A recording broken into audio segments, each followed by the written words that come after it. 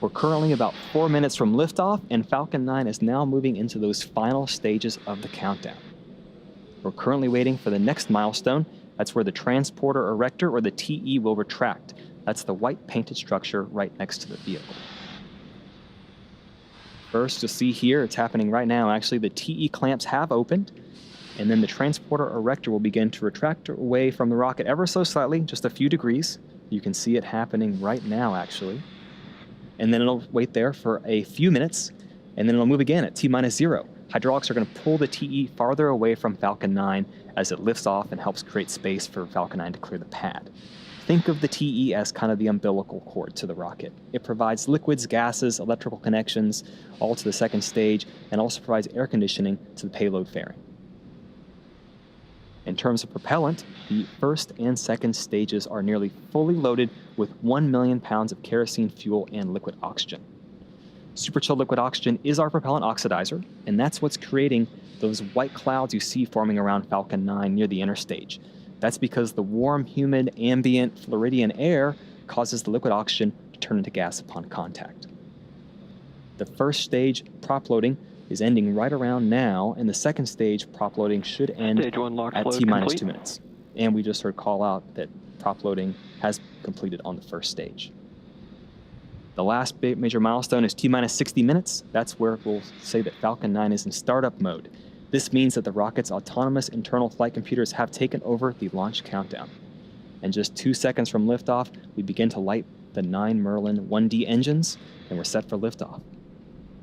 The Starlink payload continues to be healthy, and the Falcon 9 team is tracking no issues on the rocket. Weather is still 80% favorable, and the range has cleared the surrounding ground, water, and airspace. We're green for launch in just 2 minutes away.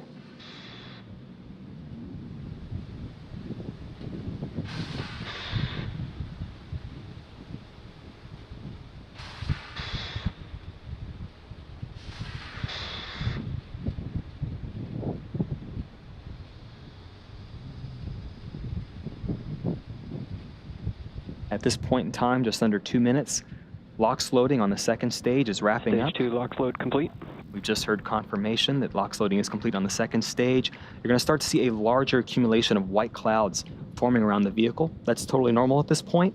That's because we've topped off the vehicle with liquid oxygen, and any excess there is going to vent and boil as it becomes exposed to the ambient air.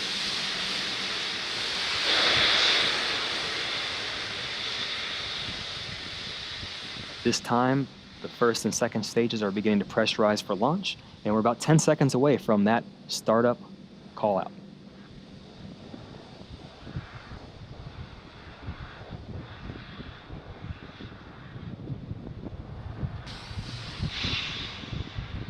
Falcon 9 is in startup. We've heard that startup call out, and we're now waiting for that final go for launch call out from our launch director.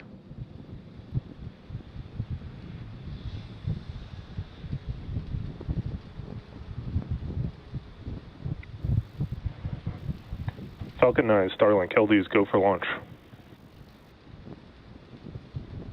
We're ready to go. Falcon 9's ready to go. All systems are go for launch. Now let's listen into the terminal count and watch as Falcon 9 takes our 60 Starlink satellites into orbit on its 10th flight.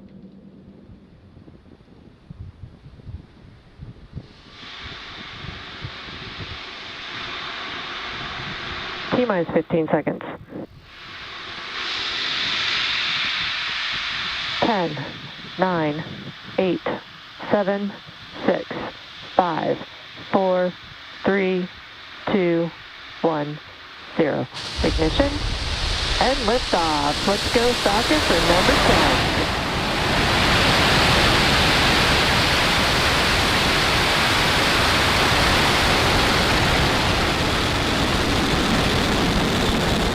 10. Vehicle's pitching down range. Stage 1 chamber pressure is nominal.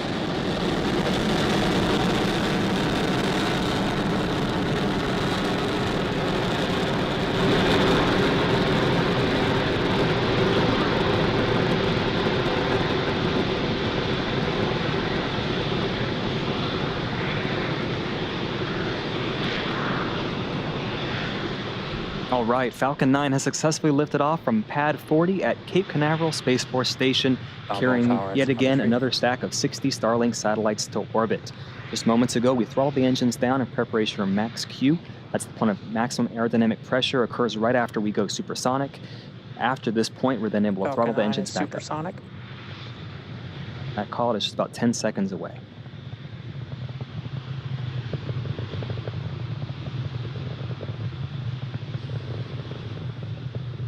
Max Q. We've successfully crossed the max Q threshold. We're throttling our Merlin engines back up. As the atmosphere gets thinner and thinner, the stresses on the vehicle continue to diminish. And we're just about a minute away from 3 major events happening one after another. Main engine cutoff, known as MECO, stage separation, and second engine start 1. To explain the first one, MECO, this is where all 9 M1D engines shut off and they slow the vehicle down in preparation for stage sep. And that's where, once again, the first stage and second stage separate. Stage 1 makes its way back down to sea level for landing, and stage 2 continues its primary mission, along with the fact that the MVAC engine lights up and propels that second stage, along with the Starlink satellites to orbit. Following a nominal trajectory. We're 30 seconds away from those events. Falcon 9 continues to be on nominal trajectory. Our MVAC engine is starting to chill to prepare for that second engine start just about 20 seconds from now.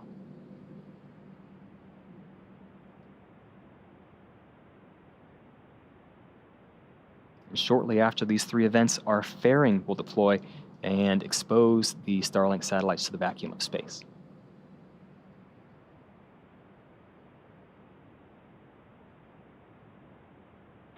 Main engine cutoff. Stage separation confirmed.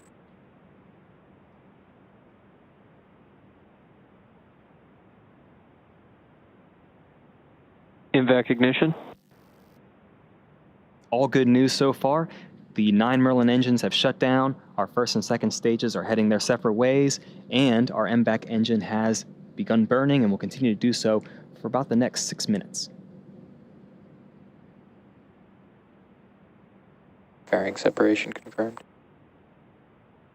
We have confirmation, and you can see it there. The 2 fairing halves have jettisoned and are heading back down. As a reminder, this is the second flight for these fairing halves, and we'll be attempting to recover them once again via a wet recovery from the contracted recovery vessel Sheila Bordelon. Everything is nominal so far. Both vehicles continue to follow nominal trajectories.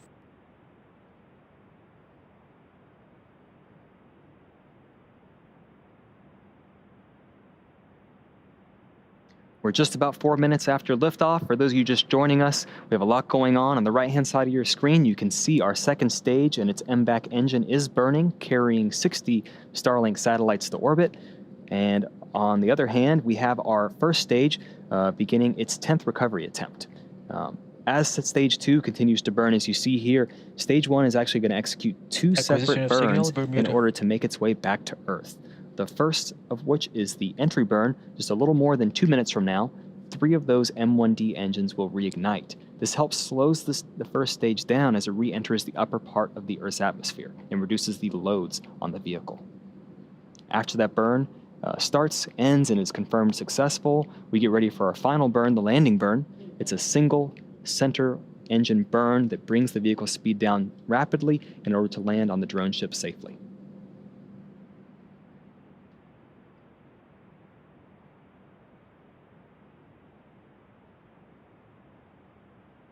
And as a reminder, we can't stress it enough, tonight marks the 10th flight for this particular first stage. This is a record for our Falcon 9 rocket's life cycle. This particular booster first debuted on our Crew Demo 1 mission just over a year ago. Now, reusability is critical to what we do at SpaceX. This fact that we can reuse our first stages, it allows us to refly the most expensive parts of the rocket, which in turn drives down the ultimate cost to space access. And although this is the 10th time for this rocket, we first reused the orbital class rocket on the SES-10 mission back in March of 2017. It just goes to show how far we've come since then.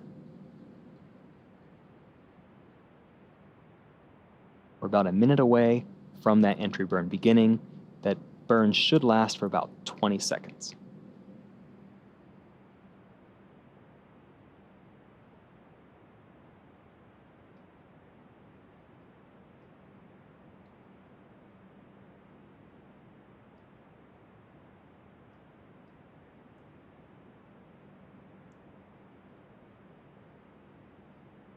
Now we're about 30 seconds away from that first stage entry burn igniting. The center engine will ignite at first. 2 more engines will ignite shortly after that. The Merlins on this first stage are optimized to operate at sea level, and they achieve about 190,000 pounds of thrust apiece during ascent and descent.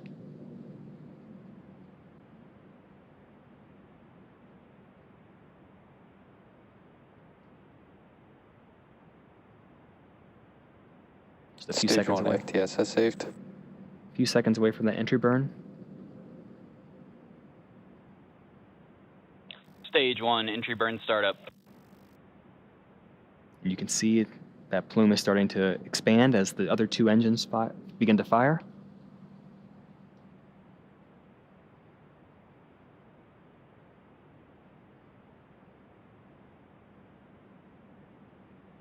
Stage 1, entry burn shutdown. And there you go. The entry burn has successfully ended. And now we're just a little more than a minute and a half away from the Both final burn. vehicles continue to follow nominal trajectories. Now, for those of you who follow along with SpaceX, you know that the soot you see on a rocket indicates if it's been flown before. Here's an explanation of how that soot forms and why that first stage is so dirty in this case. The rocket-grade kerosene, RP1, that powers Falcon 9 is carbon-based, and when you burn it, it creates soot. Now, as we approach landing site, like you saw just now, that long entry burn slows the vehicle down, and since we come in engines first, the booster flies through its own plume and exhaust, which Stage 1 deposits is soot on the transonic. rocket. And if you watch the feed, like you saw just there, you saw that soot starting to fly up and stick to the lens. And we're only about 20 seconds away from that landing burn starting, and also during that time, our 4 landing legs will deploy while that single engine is firing to help us safely land on Just Read the Instructions. Stage 1, landing burn startup. See it there, our landing burn's begun. Hopefully we get Stage continuous 2 coverage. is in terminal guidance. And also our second engine will cut off shortly after this landing attempt. Stage 1, landing leg deploy. We have continuous views right there. This looked great.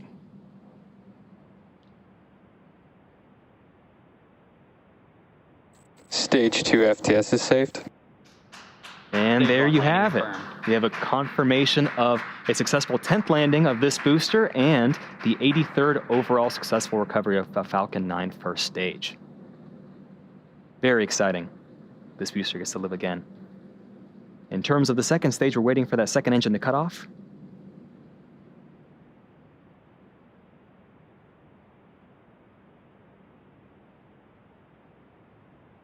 That second engine has cut Nominal off. orbit insertion. And we have confirmation from the GNC team that we are now in a good parking orbit. Second stage is now going to coast in this orbit for the next 35 minutes or so. We'll leave you with 2 things. We're going to leave you with this animation showing you where you're at in this coast phase, along with some groovy space tunes. We'll see you back here around T plus 44 minutes for that second engine start 2 phase.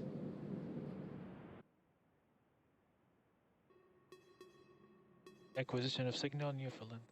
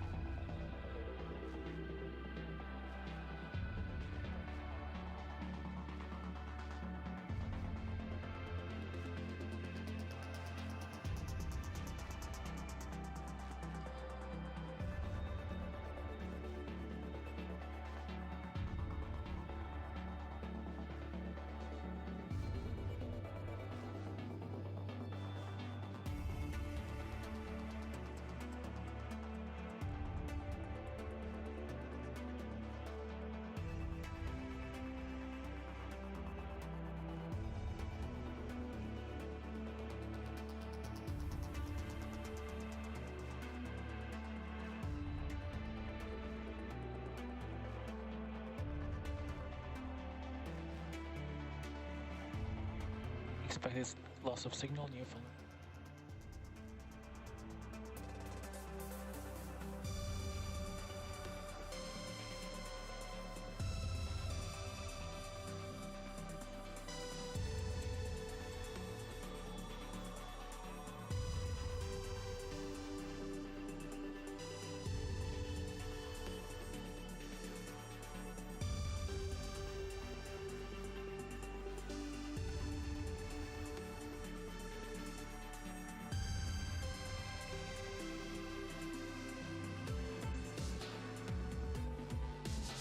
Acquisition of signal, Cornhill.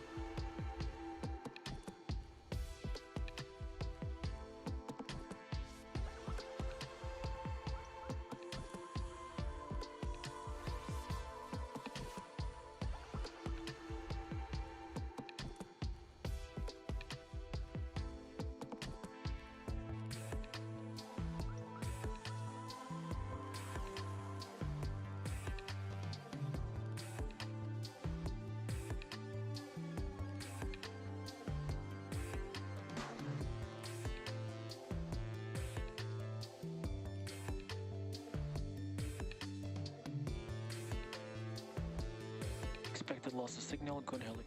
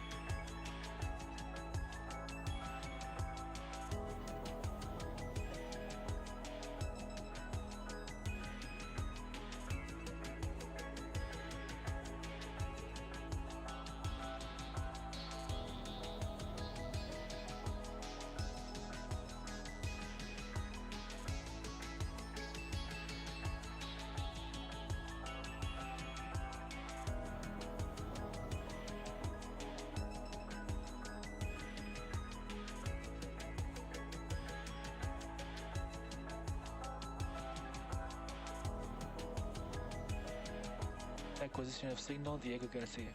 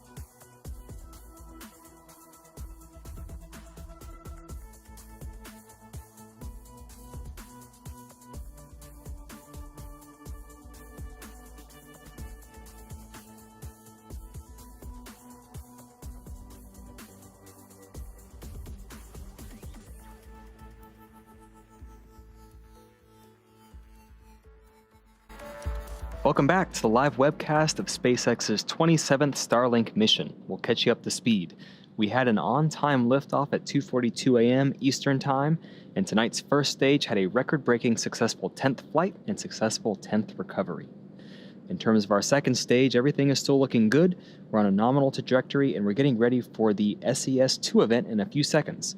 It'll be very short compared to SES-1 in comparison, just 1 second long of our MBAC engine. And after that, we'll go back into a coast phase, but coasting's putting it lightly. The vehicle's currently traveling at about 7.7 kilometers per second. That's over 17,000 miles per hour, a very fast journey for our 60 Starlink satellites.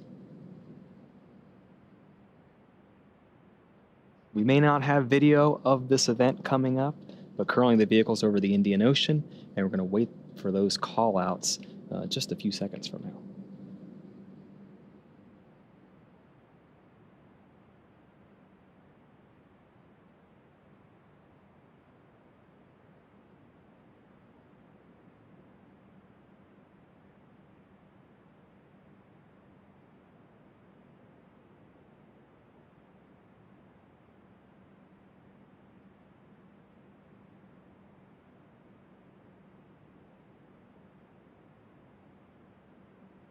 And then once this event is confirmed as being good, we'll wait to see if we have a good orbit before we continue our second coast phase before payload deploy.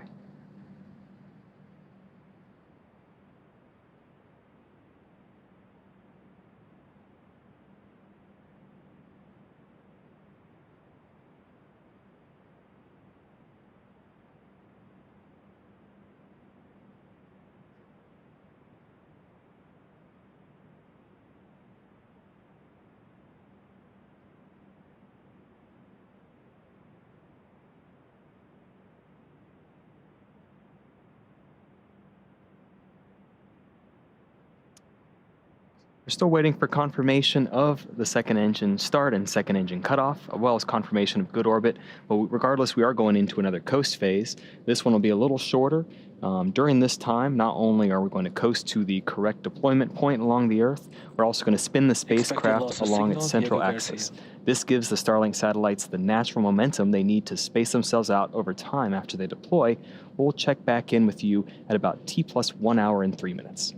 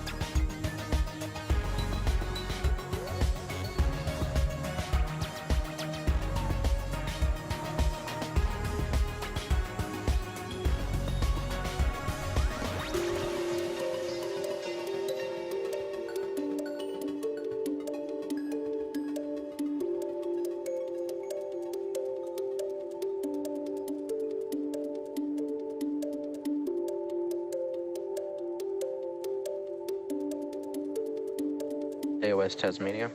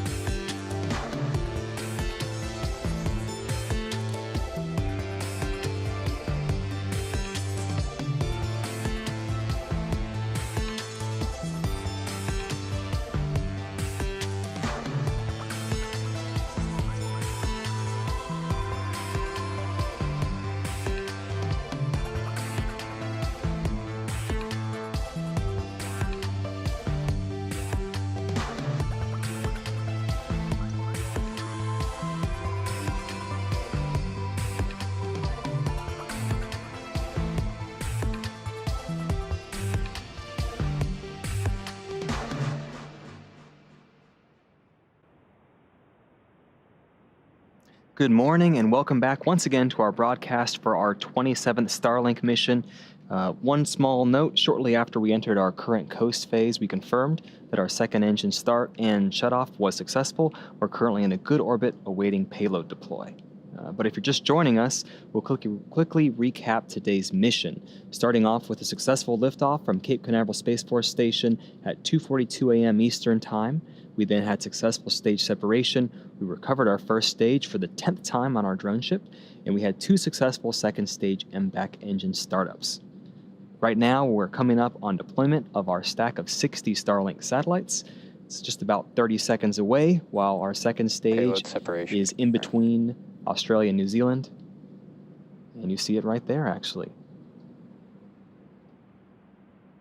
Those satellites are starting to slowly extend. And shortly after this, they're going to deploy their individual solar arrays. And over the next few days and weeks, they're going to distance themselves from each other and use their onboard ion thrusters to make their way to their specific operational orbits.